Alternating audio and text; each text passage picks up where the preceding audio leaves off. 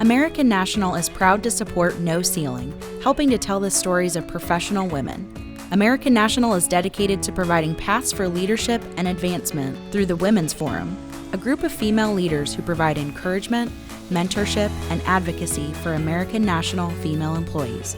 With 4 corporate locations in Galveston and League City, Texas, Albany, New York, and Springfield, Missouri, the opportunities for leadership advancement are vast. American National believes taking care of business starts with taking care of its employees. Somebody described us recently as scrappy, and that gave me a rush of pride. Really, I don't know if they meant it as a compliment, but I thought about how true that was, that we are willing to do whatever it takes. Today's guest is Jennifer Jackson, the publisher of Springfield Business Journal. Her mother founded the company in 1980, and Jennifer's first job at the Journal was in high school, helping typeset copy. But assuming ownership of the paper was not in her long-range plan. She was working toward a career in higher education administration when her mom asked if she'd like to learn more about the business. It was a move that challenged Jennifer, leaving the structure of higher education for the uncertainty of running a small business. But she hit her stride, and today she calls her employees family, a feeling she fully understood after the death of her husband in 2019. From SBJ Podcasts, I'm Christine Temple, and this is No Ceiling, a show that goes in-depth with local women, sharing their journey to the top of their professions and the challenges and triumphs they faced along the way. They're rewriting the script on success, and there's no ceiling. Thanks for joining us today, Jennifer. Thanks for having me, Christine. It's my pleasure. So your mother started Springfield Business Journal in 1980.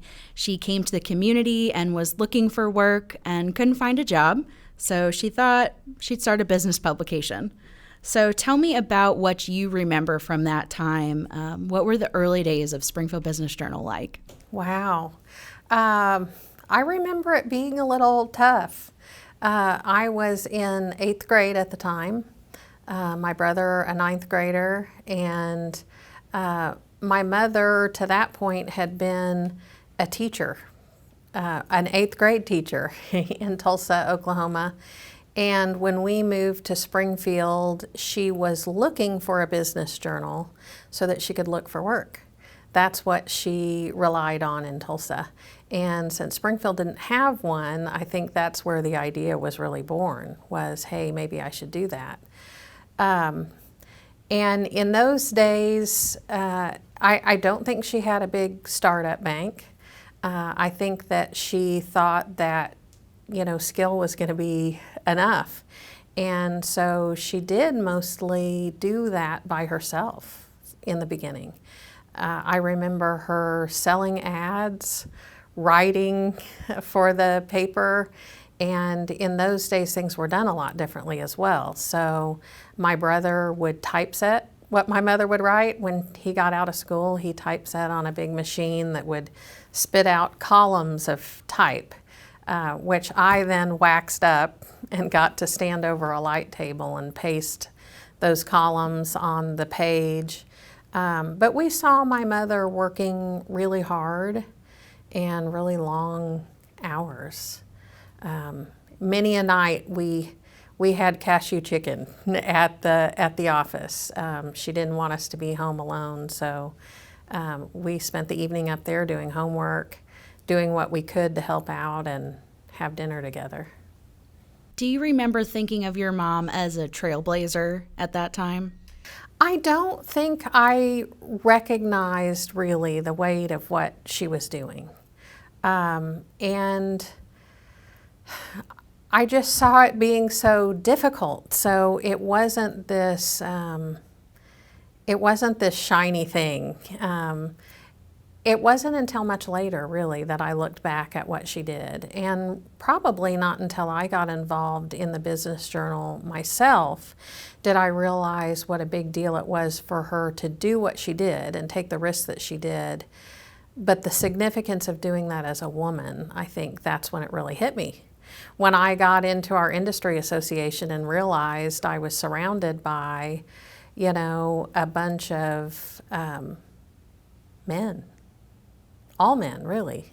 So, going to your career path in college, you weren't headed towards owning and being the publisher of Springfield Business Journal. You were going towards higher education. So your first job out of college was at OTC? Yes, I think that's correct. It was I was at that time actually teaching women's construction.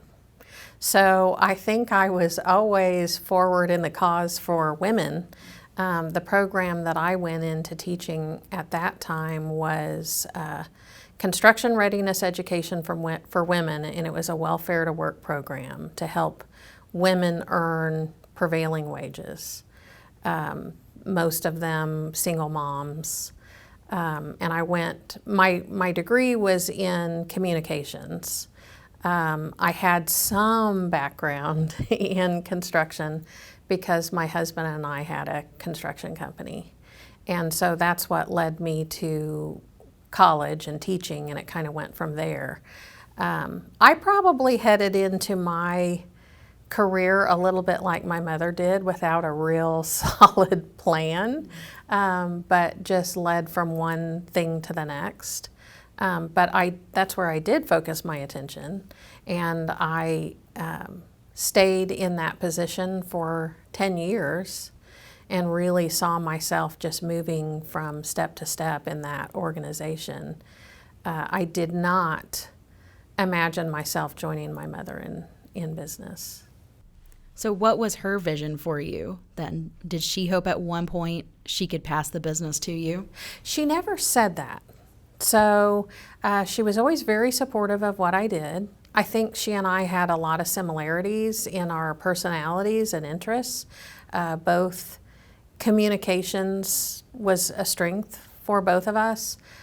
We enjoyed talking about work, and she often shared what she was going through at the office, what her struggles were in business, in personnel management, in finance management. So I was very familiar with what she did, but we did not talk about me. My mom did share with me her overarching philosophy that she was in a small business, not a family business. So to her, that meant if she only had a few employees, it was very important to her that she develop those staff members and that they saw no ceiling above them, that they could go anywhere in the organization without the threat of a blood family member coming in and taking their job. And I always got that. And I always understood that to mean she had her thing and I had my thing. And I was fine with that. I really did not, it did not occur to me that that would be my path. And it was funny because I worked with people that said, why aren't you working at the Business Journal? And I mean, the answer was because I don't. I do this. It just wasn't part of the plan. So then before you eventually joined SBJ, you had started your doctorate studies for higher education. Yeah. So that was kind of really your goal. Absolutely. I worked in a higher education institution that I think is not like others. You know, you come in and you're in a square. The pay chart looks like a grid. So I was able to go up one side of that grid and look at my education, and across the other side of that grid and look at years of experience and know what I was going to get paid, what my title would be, whether I was a director or coordinator or dean, and what direction I was heading, what my trajectory was. And so after I started that job, I entered a doctoral program in higher education leadership because I knew what square I was aiming for. And I actually all but completed that degree before I left there. It wasn't until I got to the Business Journal that I completed my dissertation and graduated. But absolutely, that was a career move for me, to do that doctorate and to use it to get to the next square on the grid. So then what does the conversation look like of you and your mom talking, and then all of a sudden you're joining SBJ? How did you get to that place? We were in a water aerobics class together, and I remember one afternoon as we were in the pool, and she was sharing kind of her day's work. I think she was also contemplating, what her next move would be. And I know that she had offers for the Business Journal throughout the years. In fact, I remember one offer she had that she just said, no way, I couldn't do that. I couldn't sell to this group of people and stay in town. She cared very much what happened to the Business Journal. So she just turned to me that day and asked, if something happened to me, you're the person that can decide. You're the only person that can decide what happens to the Business Journal. And so I just want to know what that would be. And you don't have to answer right now, but, do you think you would find a buyer and sell? Do you think you would find a general manager and hire? Or do you think you would come in and run the Business Journal? And so I did contemplate that. And I thought I would come. I would come to the Business Journal, and I think I could bring something to the table. And she must have thought so too, because she wasn't, like I said, wasn't interested in having a family member come in unless they had earned a spot and had the credentials to do the job. And so I said I would come, and she said, well, then you need to think about doing that now. And that's really how that conversation started and continued for about 6 months. And over that time, I learned more about what her goals were. And the way she explained it to me is, I don't feel like I could sell the Business Journal for enough to live as long as I intend to live. So, her retirement really required that she just continue to get paid.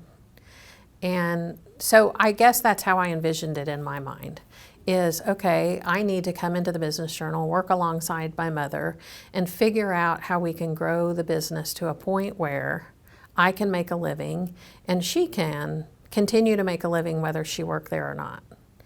And that's the goal we set out to accomplish, and we worked together for a decade before she retired. And it kind of went from there. You've said that your mom had a different way of approaching the business than you have. So just tell me about those different approaches in financial management of the business, and also how she viewed personnel and how you viewed that as a business owner. I'm trying to think of a way to describe that, Christine, that doesn't make me sound terrible. My mother has passion and vision, and I think the Business Journal was always a labor of love for her. She worked very, very hard until she could bring on employees one at a time and ensure that they had job security. And I know that she did strategic planning with someone in town that came in and helped her write a mission statement. And that mission statement talked about being the best business news source, but it also talked about being an employer that provided satisfaction for employees and financial security for employees. And that is very much how she ran the business. So when I came on and we looked at financials, to her, a very, very successful year didn't require there to be anything left over spilling out the bottom financially. Success to her was knowing that she had a good job that was very satisfying and she paid herself, and that every employee came to work knowing that they were doing something very important and that they were financially able to provide for their families. So profitability was not the overarching goal, ever, for her. The overarching goal was just the staff members and knowing that they were doing something good and something important and getting paid. And so I wanted very much to honor that. And it didn't take me long either to fall in love with the people, the staff. And it is a hard job, and I realize we do spend more time together than we do with our families. So I honored that, but I also came from the moving up the squares and going to the next pay level. And it's more of a ladder climbing, ambitious sort of mindset. And so I guess my greatest hope is that I can honor my mother's passion for the Business Journal and marry that with a financial outlook that is ambitious, that is growing the business year over year and constantly trying to fill a need that stays relevant and that can pay dividends. How did the decision come about for your mom to retire? That was difficult. I think, I mean, I'm not sure if you ask my mother today, she would say that she's completely made that decision. She has, in fact, retired, and she has, in fact, stopped coming to work. But it was very difficult. It was an emotional decision. And I will tell you, for those most of the 10 years that we worked together, I was not about to do it without her. I really needed her background and her insight and her passion, but also, honestly, her money. You know, I recognized that there were cycles of ups and downs, and my greatest fear was that I would have to tap into personal resources to ensure job security for the entire staff in those low points. And I was not equipped to do that in the way that my mother was.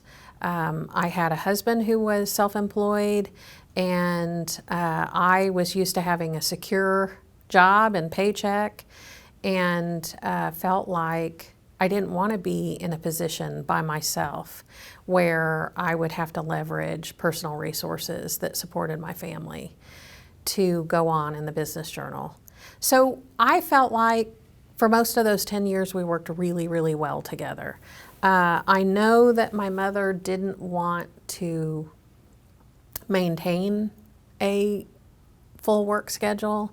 I knew that she wanted to travel more.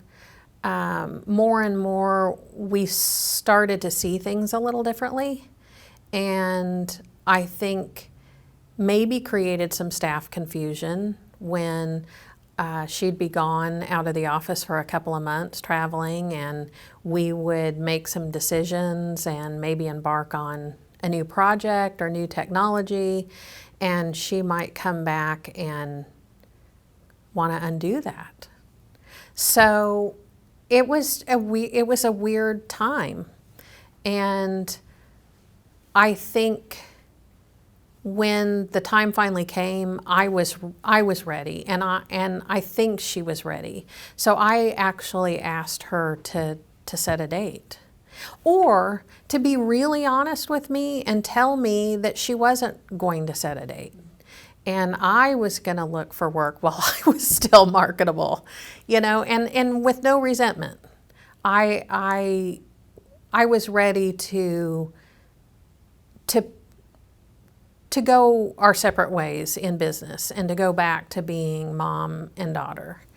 And so that was a transition that probably took 6 to 8 months. And it was sort of like therapy, and maybe partly like an amicable divorce, where we figure out who goes with what, and a division of how things would be, and it was an interesting time. It was, but we lived to tell the story, and it's been great. It's been a great thing for both of us. She has the freedom she desires. I have my mom back, and I still have her as a sounding board. I still have her, and believe me, she tells me if there's something she wants to comment about. She's still our best reader, and so it's good. How do you think that you learned your way of doing business now that you've been running the business on your own for nearly 4 years? I will tell you, I learned a lot from the staff of the Business Journal. I think I had a business sense, and I think I had a great business education, and I brought people skills, but I did not bring a journalism background. And when I started, the concept of full separation of editorial and advertising was foreign to me. And I thought that we had a lot of rules in place maybe that prevented us from making money. And I had to learn that from the staff of the Business Journal, the very professional staff. And I think that taught me what a lot of great people in business have known for a long time. And that is that I need to surround myself with people that are smarter than I am and expert in what they do. I can run the business as long as I have the very best editor and the very best ad director and the very best production manager, and that they will stay at the forefront of their field, and they will bring to me the information that I need in order to make decisions. And so, I guess in short, I learned by doing. And I was fortunate to have a coach with me for 10 years, and I'm fortunate to have a really great team. And along the way, I learned to give them a voice. And I tell the staff almost weekly that I see our staff of 18 as 18 brains around the table, and I expect them to have a voice. So part of that is playing the great game of business. Absolutely. How has that impacted the financial strength of the organization? Well, so the great game of business is not a fun game when you're losing. It is a lot more fun when you're winning. But several years ago, or well, really about the time I started at the Business Journal, we took a crash course on the great game of business. And I think fully adopted the overarching concept that we would be open books management, that we would share the financials with the staff, and in doing so, share a little bit of the stress of the business, but also the rewards of doing well. So I started really during the recession. I started in 2006, but saw things dwindle in 2007, 2008, and not really recover until 2009. So those first few years, I thought, do I just kind of suck at this? Or is this, just a byproduct of the economy? So adopting the great game of business at that time was reactionary to we need help. But it was stressful. It was stressful for the staff because the only point of comparison they had was, looking at a negative month and what that would do to their personal finances if that was their checkbook. And but we continued to play the game the best that we could, and we continue this day to be open in financials and to answer questions about what we're spending money on and what percentage of our money goes to paying personnel and what percentage is overhead, and to answer hard questions on why is it so high this month, or what did you do with that money, or what is the plan next. And I think that has been very good. It's caused some changes in our organization, but I think it goes to, again, giving the staff a voice and helping them better understand all facets of the business. So not just being an expert in journalism or advertising, but also becoming very well acquainted with the business that we're in. And it has changed people's mindset. It has made us a profitable business. It has, I think, led to some really good questions and some really good changes in the organization. You know, editorial, who likes to not think about money, but of course, as business journalists, is talking to every company about money.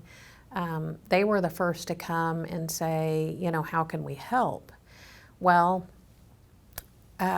we are a very paper-laden company. And so it was the editorial staff that decided to start turning the pages over in the copier.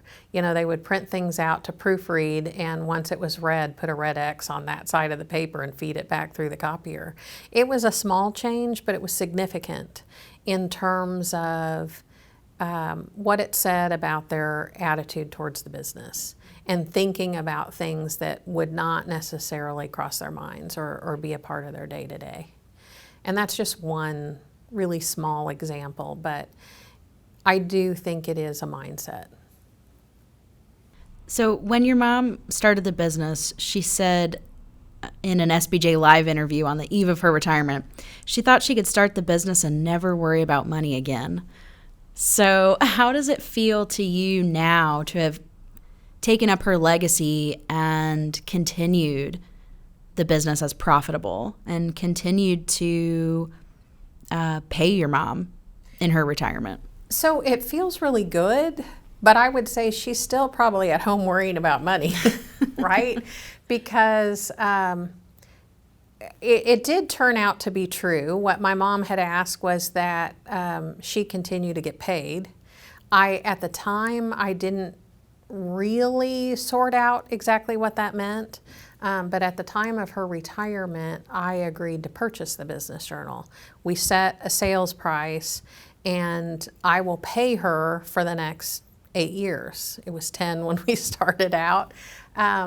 But she will describe it as a house of cards. I have to do well. I have to continue to do well because that's her job security. I mean, that's her paycheck security as well, right? So it continues to be interdependent.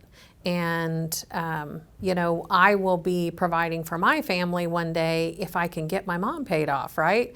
And the business is still worth more than that. So there isn't a day that you don't worry about money. And it's not just for my mother or I. We continue to hold, it's still in our written mission statement, that the financial well-being of staff is core to our mission. And so knowing that the 18 people that work there are secure and that their paychecks are secure. So there isn't a day where you don't think about money, but there is a great freedom in knowing that there are 17 people working alongside me that care about it too, and that are watching the numbers too, and that might see something that I don't. And so there is that ease, and I'm very, very proud of what we've accomplished, and I'm incredibly optimistic about the future. When we come back, Jennifer talks about the death of her husband last year and the pressure of running a media company in the midst of a global health pandemic. Support for Season 1 of this podcast is provided by presenting sponsor American National Insurance. We'll be right back. Success comes a little easier when you have trusted day in, day out support. At Great Southern Bank, you'll have your own go-to team of financial experts to rely on and learn from, and who'll be there with you every step of the way. Because every leader deserves a great team behind her. Learn more at greatsouthernbank.com, ranked a Forbes 2020 World's Best Bank by our customers. Thank you. Member FDIC. Springfield Business Journal has been the business authority for over 40 years. SBJ strives to provide the most relevant, timely, and accurate business news you need to make important decisions. Locally owned and operated, Springfield Business Journal helps businesses market themselves to other businesses. Since 75% of the readers are the owner, GM, or VP at the business, SBJ helps your business influence decision makers when it matters most. If you need to raise your profile when businesses are considering your category of service, make sure you are differentiating yourself by using the Springfield Business Journal.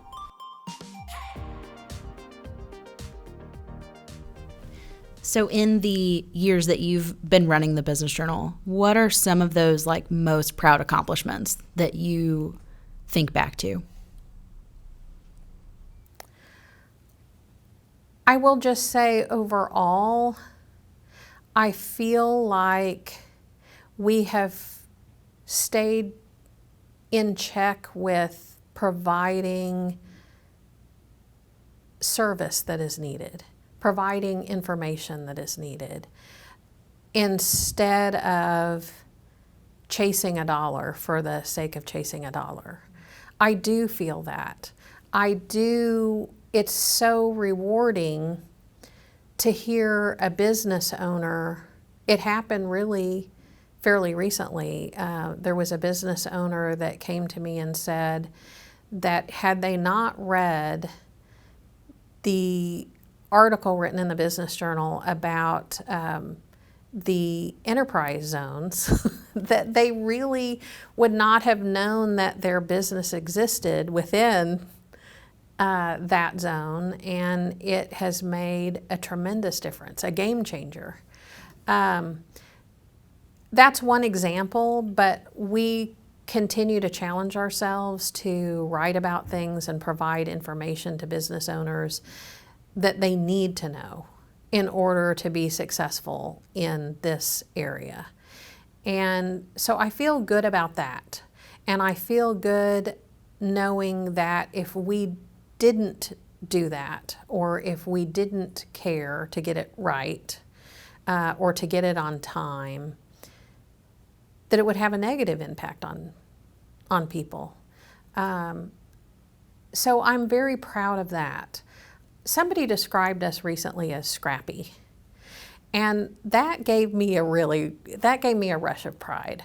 Really, I don't know if they meant it as a compliment, but I thought about how true that was, that we are willing to do whatever it takes, that we will work hard, that we'll find a solution. When faced with a problem, we just have to figure out how, not if, but just how. And I'm proud of that. My mother wanted to work at a place that wasn't terribly institutional, that didn't have too many policies, that it was hard to work and find solutions and make things happen. And though we have grown significantly from the time that she started, we've remained nimble and scrappy and willing to do whatever it takes. I think that's why we're still here in the midst of COVID, because we can start thinking on day one or day -1, what are we going to do tomorrow, and get it done. I'm proud of that. So speaking of COVID, but even going back to 2019 and 2020 will be some of the toughest years probably in your life. I hope so. Yeah. I hope it's not getting worse. So, in February of 2019, your husband of nearly 30 years died suddenly at age 60. So you were left with 2 girls to be a single mom and also have a business to run.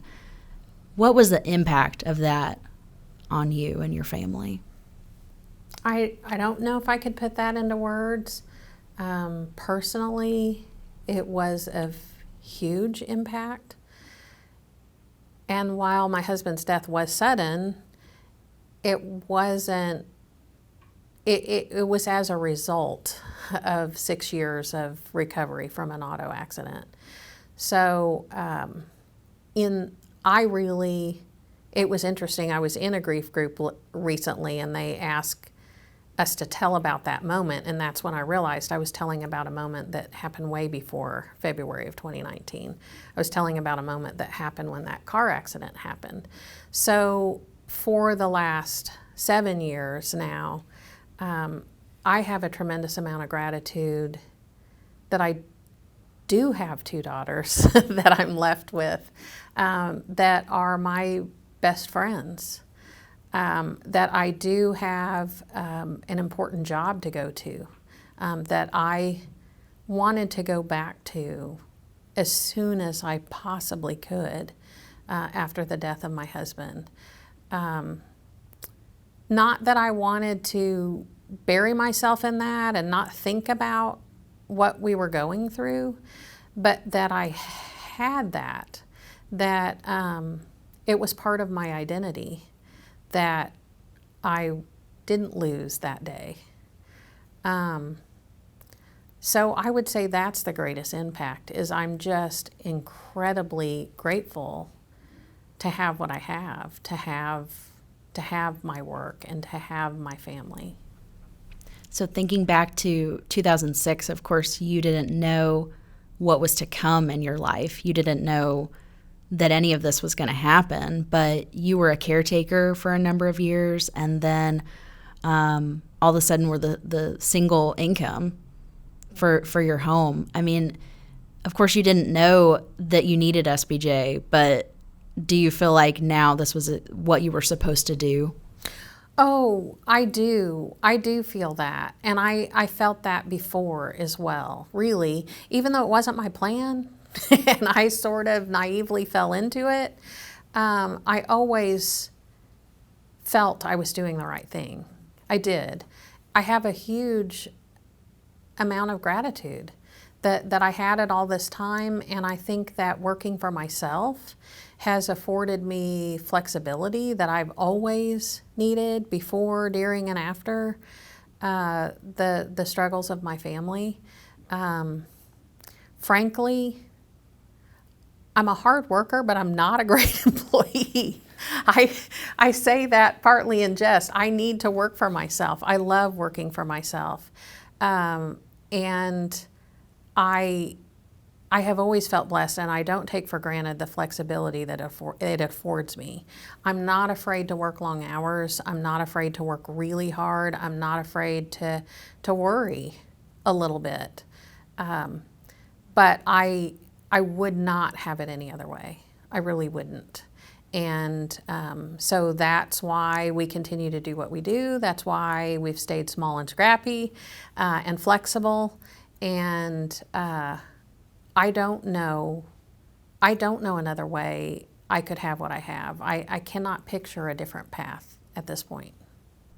Your mom had created SBJ with the idea that the employees would be her family, kind of a second family to her. And maybe you didn't think that at the beginning of starting, but I mean, how did that help you in this past year with your own life? I am so fortunate to have, I have to tell you this story. My husband died on a Friday. I kind of was led through that week of, this is what happens, and I remember the minister telling me, we'll have a service for him on Thursday. And the thought occurred to me that Thursday is press day. How are we going to do that? I wasn't working that week, don't get me wrong. The staff was taking care of things, and I knew that they were. But I was floored that the staff of the Business Journal, it's very touching to me, put the paper to bed on, I guess, Wednesday or sent to press on Thursday morning. But every member of the staff was there and hugged me and welcomed me back to the office when the time came. And so I realize it's not just me, mama publisher, thinking of the staff as my family. They think of me that way too, I think. At least I feel like they've shown me that over the last year and a half. So now in this process of COVID-19, you've actually gotten to work with your youngest daughter at SBJ. So it's really now a third generation family business. Don't say that, not a family business. But yes, I have loved having my daughter work with me. Again, surrounding myself with people smarter. We had a lot to figure out when COVID came to town. We had to figure out how to do what we do somewhat remotely, or very remotely. And a huge part of what we do is have public events. And so my youngest daughter, Sophia, techie that she is, was able to come in and I think fill a really important role in figuring out how to make virtual events feel live and how to incorporate more video, more Zoom, more submitted and live pieces and make it feel real for everyone. And it has been a blast having her. That is the silver lining, really, of COVID, is that their college in St. Louis closed down and they sent them home to me. I never thought I'd have them both under my roof again. And to have one come to work with me has been fantastic, even if it's temporary. Yeah. Yeah. For now, at least. I'm assuming that who knows? It wasn't my plan to come work at the Business Journal either, but I know that they have plans of their own as well. So then just talk about the impact of COVID-19 on the business, because SBJ relies on so many other industries and so many other businesses for its income through advertising. How did SBJ pivot successfully, and what are the challenges you're still navigating through? SBJ has pivoted with a lot of help. I mean, we are a recipient of a Paycheck Protection Program loan or grant, and I'm not sure we could have done it without that. We have seen a dip in our business, not as severe as some industries, of course, that have been so hard hit. Anytime there has been a disaster, I think our job is more important. You know, we had a Business Journal presence in Joplin when they experienced the tornado. And so I don't think that was the question. I think what we do in disseminating information, particularly with regard to business continuation, just was amplified. So our role was there. The question was, would the money be there? And of course, as other businesses experience drought, so do we. But I think with help, with the PPP loan, with extremely dedicated staff members, with a supportive bank relationship, we're going to get through this. And we'll be here to continue to help support the business community in Springfield. And when it's all over, they'll be back to support us. So we've been very fortunate in that way. And the significance, I think, of being in Springfield is not lost on me. A lot of organizations in our professional association would say that Springfield is too small. to support a business journal. But I do believe that the smallness of Springfield and the personal relationships that affords us to have with other business people is the secret to our success. And it is what supports us. And I feel very fortunate to be in a tight-knit business community, and really am not sure it would work someplace else. Owning a media publication in today's landscape is really tough. So how do you combat that perception of the media not being trustworthy, or that phrase fake news that's really kind of a part of our culture today? It's a good question.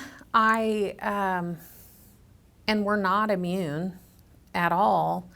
I will say our mission differs so much from a daily newspaper or news organization that some of that is not as relevant to us.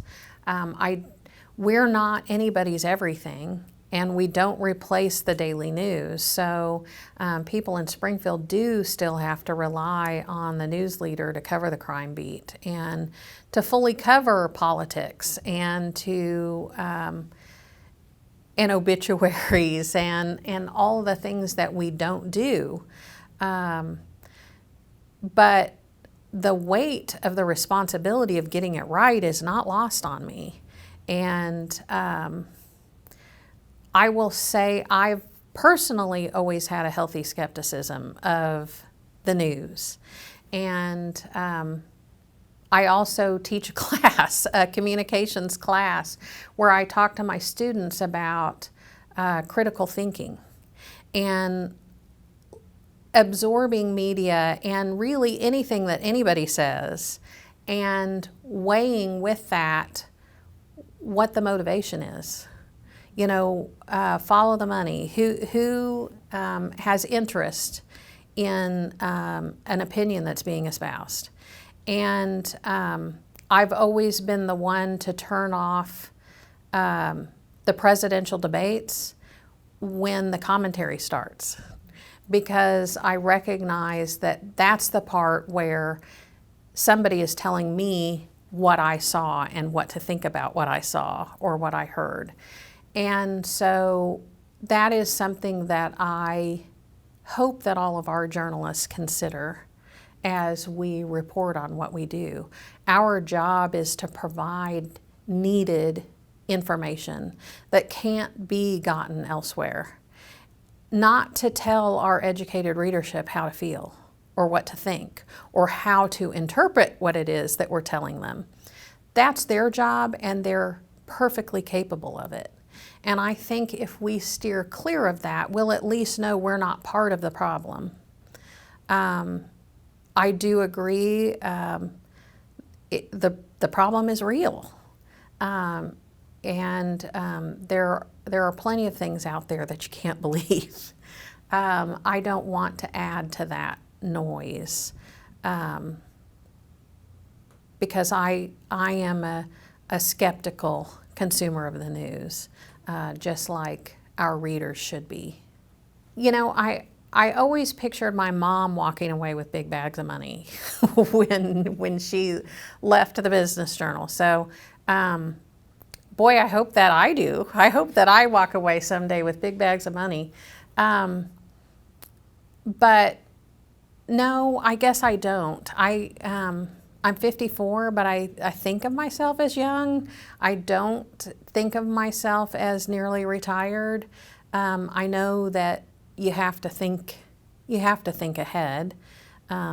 So I do, but I remain focused on building a business that is worth something now and that will be worth something in the future, so that when the time comes that I want to retire, you know, I won't just die in my seat, but it will be valuable and attractive to somebody else someday. Maybe that's the staff of the Business Journal.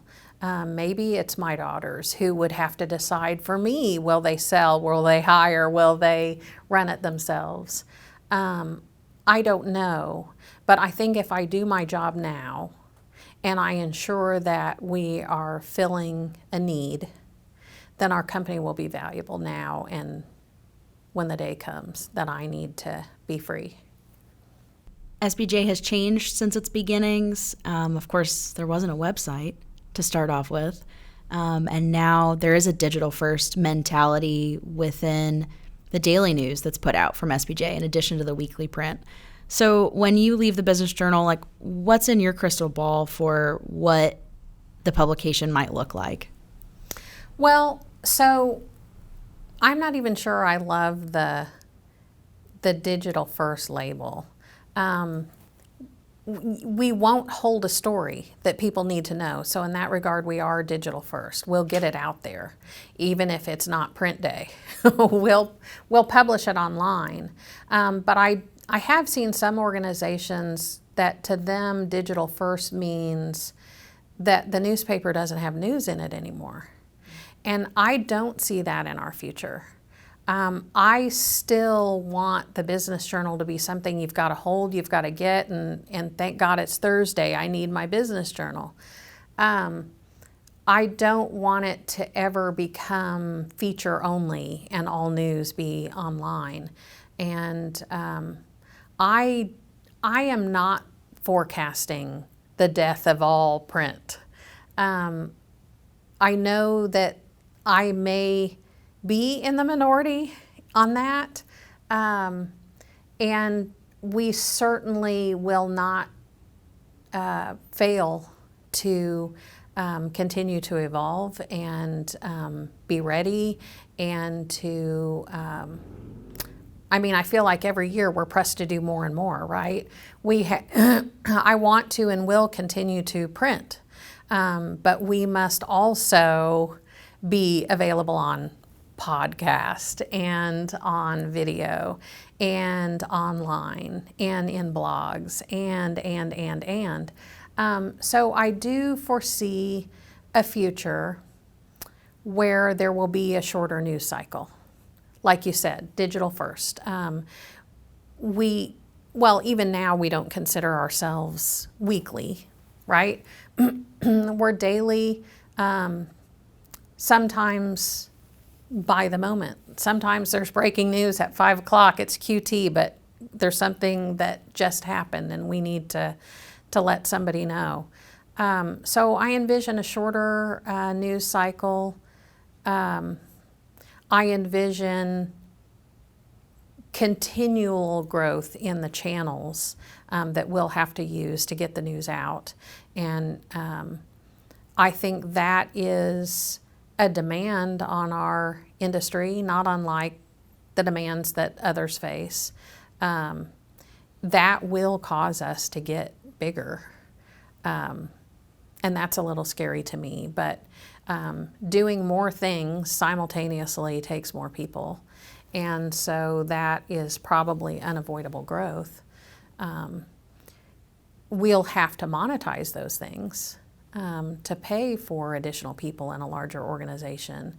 But I don't predict the end of long-form journalism. And right now, I think a lot of people read our paper online. So it's not typical digital news either. And let me explain a little bit. My daughters don't go to the bookstore and buy textbooks anymore. Their textbooks come to them online, but they still are textbooks, right? And it's still information they're responsible for, they have to know, and they have to really study it. I think business news, that is the nature of business news. It's not a cursory read. It's not something you flip through like you flip through Facebook. So there will continue to be a need for long-form journalism when it comes to business news, when it comes to the stuff you have to know in order to do your job. The delivery method may change over time. It may become less efficient or not make sense to print it on paper at some point, but there will always be a need for what we do. For the information you absolutely have to be responsible for they may read the paper on a device that's not known to us yet. But I plan to stay relevant. That's the short answer. Jennifer, thank you so much for joining us. Thanks for having me, Christine. I enjoyed it. Thanks for listening. You can subscribe to No Ceiling from SBJ Podcasts wherever you find your podcasts, or watch videos from the interviews by visiting sbj.net/no ceiling. This show is produced by AdSmith Studio, with special thanks to Dustin Henderson and Joe Stearns. Photography and design by SBJ's Mackenzie Robinson. American National Insurance is the show's presenting sponsor, with support by Great Southern Bank. I'm Christine Temple, and this is No Ceiling.